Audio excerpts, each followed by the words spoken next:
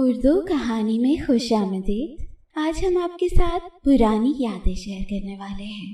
अभी कल की बात लगती है कि सबके पास मोबाइल तो क्या एलसीडी, टीवी ऐसी सहूलियात होती ही नहीं थी, और अगर होती भी थी तो आउटडेटेड किस्म की होती थी।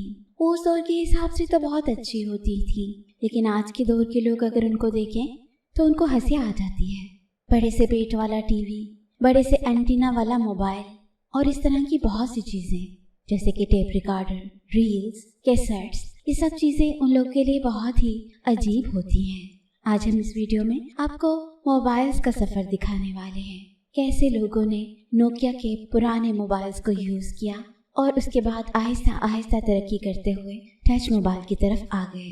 मुझे उम्मीद है कि आपके घर में से किसी न किसी ने इनमें से कोई ना कोई मोबाइल ज़रूर यूज़ किया होगा। अगर किया है तो आप हमारे साथ उसको शेयर कीजिए।